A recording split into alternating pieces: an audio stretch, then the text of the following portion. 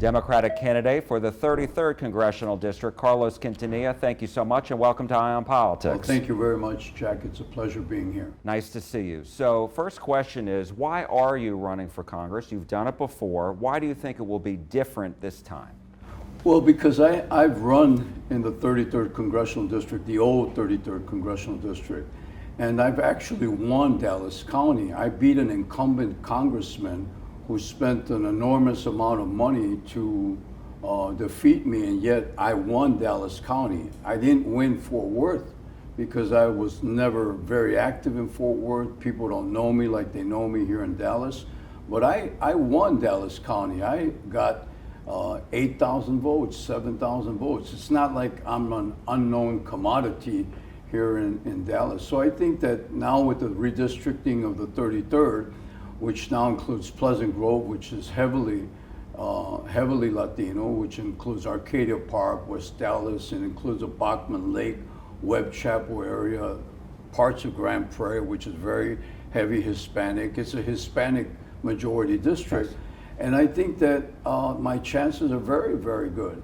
I think that there's a new dynamic that's happening in our community. You're seeing younger people that are now becoming engaged for the very first time.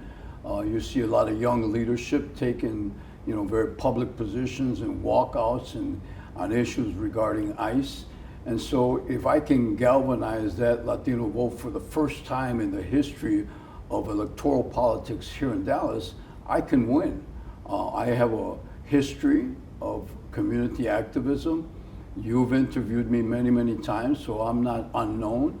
I've been involved on issues affecting immigrant families. I led the anti-cheese heroin campaign when children were being addicted to cheese heroin. I did Farmers Branch, I did 635, I did Breakfast in the Classroom. So I've created a significant base. My Facebook following has 10 million views. So let me ask you, because Dallas County, this is a newly drawn district to your point, and now Latinos are the majority in this district. And so A, why is that so important to you? And B, do you think that this is going to be forced into a runoff because you've got 3 other candidates in this race?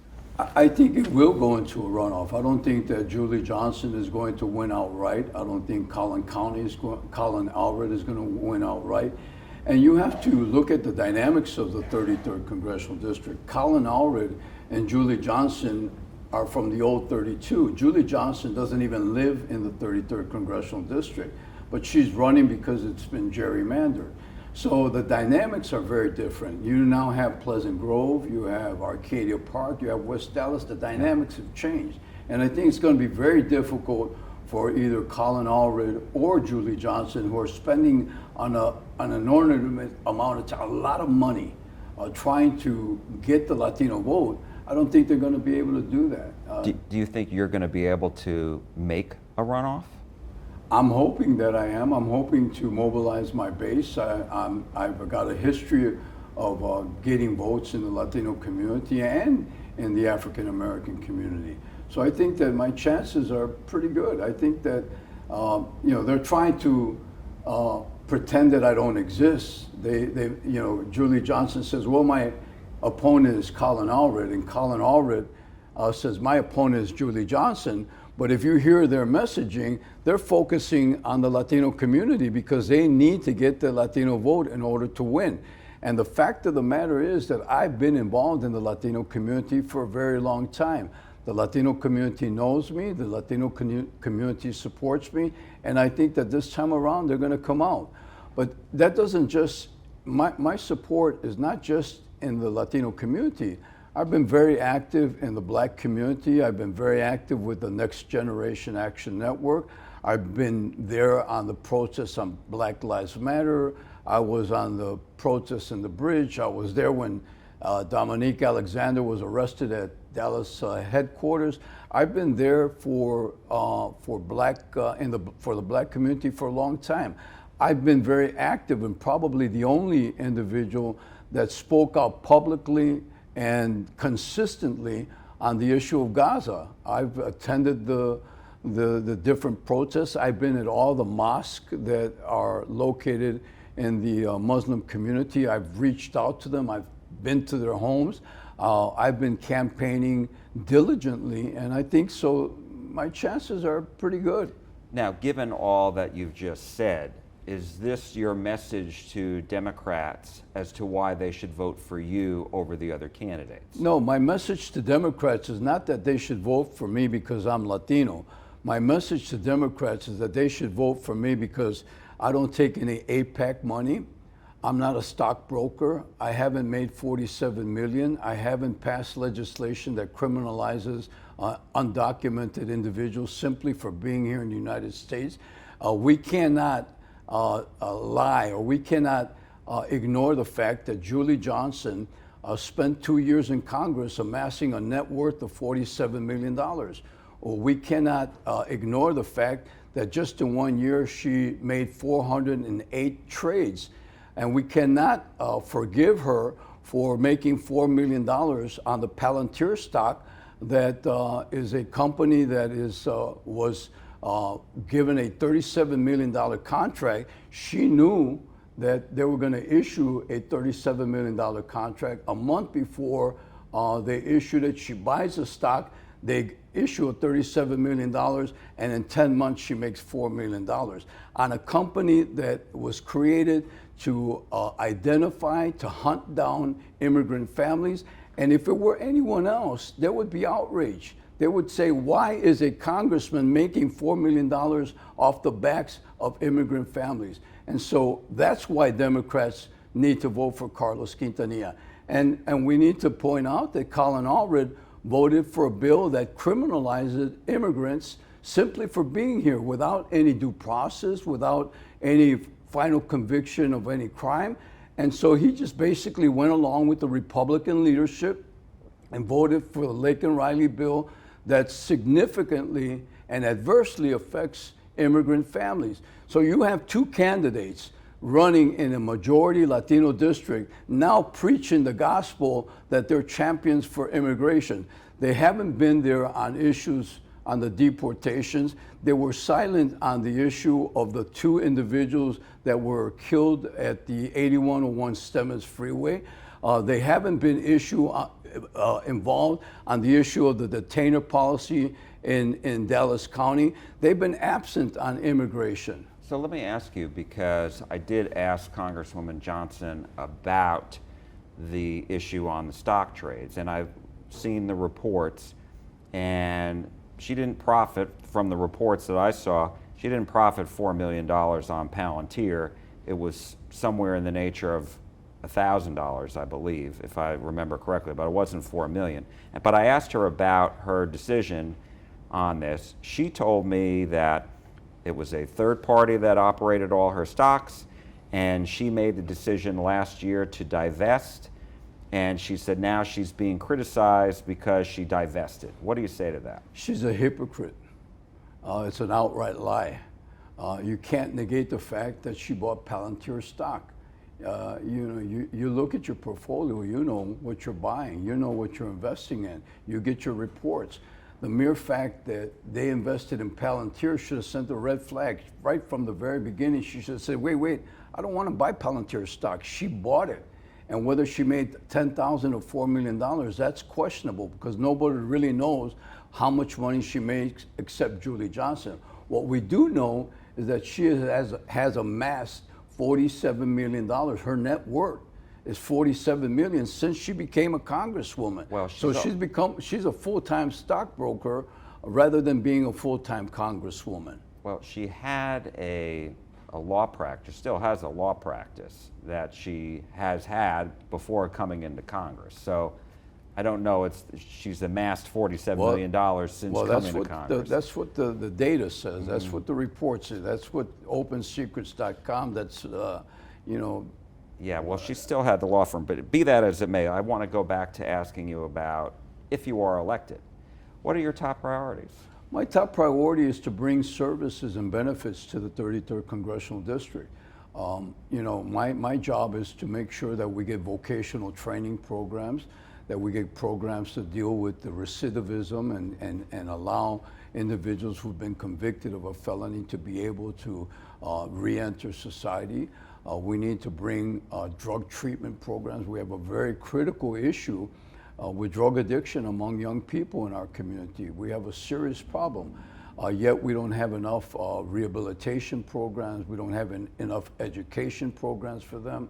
So you would like to see an increase in federal funding Absolutely. to expand those opportunities? Absolutely. I believe that my full-time job is to make sure that our community has access to benefits, access to affordable housing, access to job training programs, access to scholarship programs, access to housing programs, access to drug rehabilitation programs, access to small business loans.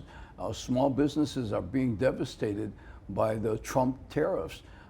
Businesses are closing down, businesses can't continue to grow, and in the Hispanic community, we're a very entrepreneurial community. The Trump tariffs has decimated our community, has created a very serious problem. And if you look at the Latino immigrant business community, we're talking about millions of businesses that are being affected by the Trump tariffs. The other thing that I think is very important to distinguish between Julie Johnson and Colin Allred and myself is the new initiatives that are being proposed by Governor Abbott. They're not speaking out against those initiatives. Which are one? The first one is that now, according to, based on the Department of Motor Vehicles, individuals who are undocumented cannot renew their license plates. They cannot renew their stickers. So if you buy a car, you can't get a license plate or a sticker. So you're talking about millions of individuals who are going to be affected. But it's not just the undocumented individuals that are going to be affected. It's the person who does the stickers, it's the tire companies, it's the car dealers, it's like Clay Cooley, it's Mitsubishi, it's Nissan, it's the big companies who sell lots of cars to our community. They are going to be able to, they're not going to be able to sell cars to our community. That's going to create a serious problem in revenues for them. That means a loss of jobs. That's the first issue, and Julie Johnson and Colin Allred haven't spoken out about that. The second issue is that they just passed on January 26th, the state of Texas Department of Licensing passed a new initiative saying that if you're undocumented, you cannot get a certificate. You can't get a license. You can't get a registration. So if you're a hairstylist, if you're HVAC, if you're an electrician, you're a plumber, you're a notary public, you're ineligible to practice your trade here in Texas. And so that creates a massive issue, of a serious issue in our community. And it affects the employment, it affects the income. And so when you begin to start attacking the economic viability of our community, it just doesn't affect our community. It affects everybody that depends on immigrant businesses. Immigrants contribute $100 billion to in taxes. They pay $68 billion in Social Security. They spend $4 trillion in economies throughout the United States. When you begin to eliminate their revenue potential and their income, it's going to affect Texas. And Julie Johnson and Colin Allred have not addressed those issues. Our biggest enemy on an equal basis is Donald Trump and Governor Abbott, because they're both creating policies that are horrific, that are insensitive, and that affect our community economically, with businesses, and emotionally. And so that's something that I'm going to address.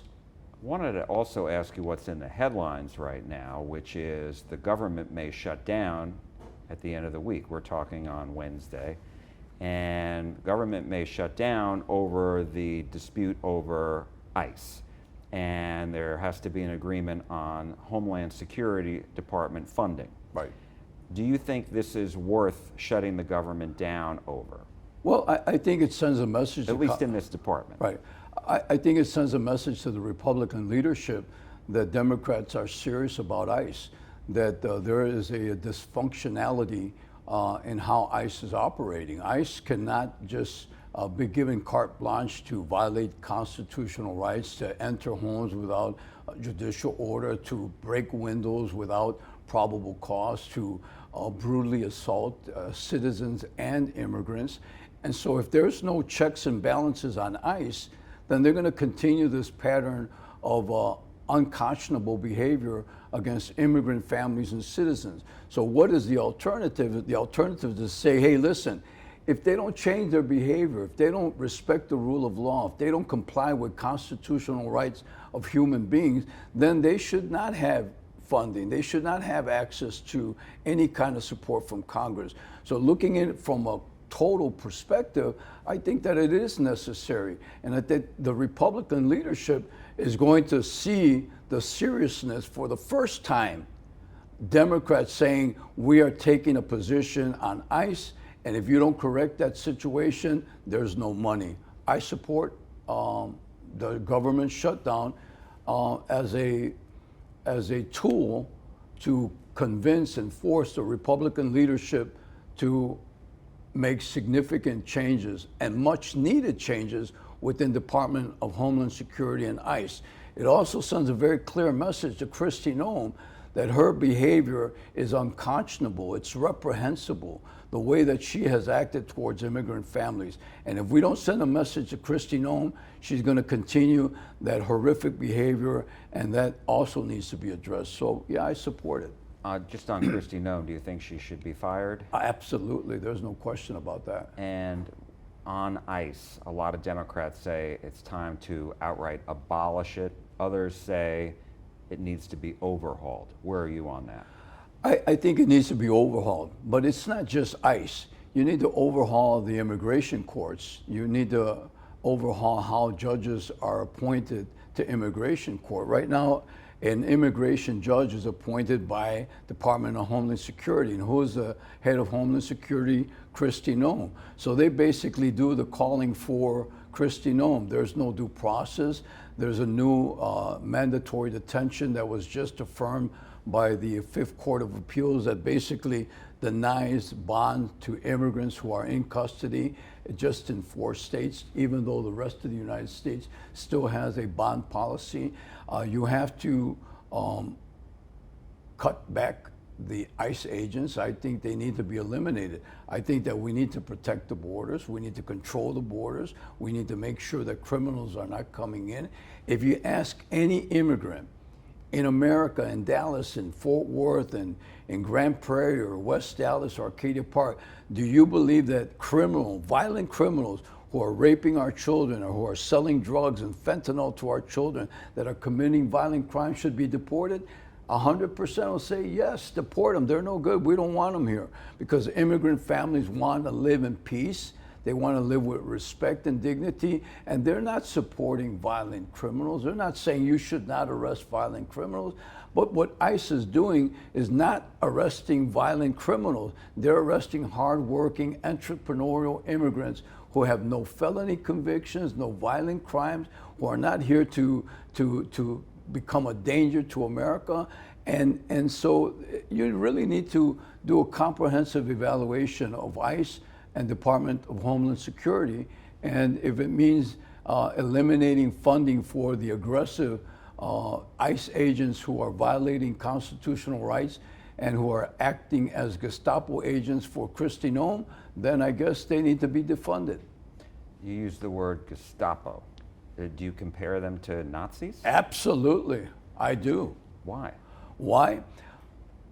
Greg Bovino.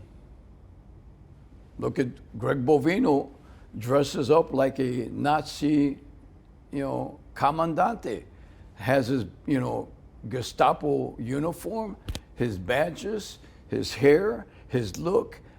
You can't get more Gestapo than Greg Bovino, and Greg Bovino is the leader of ICE agents, and he's been reassigned. Yeah, he's been put to the side, but after he created so much damage to our community.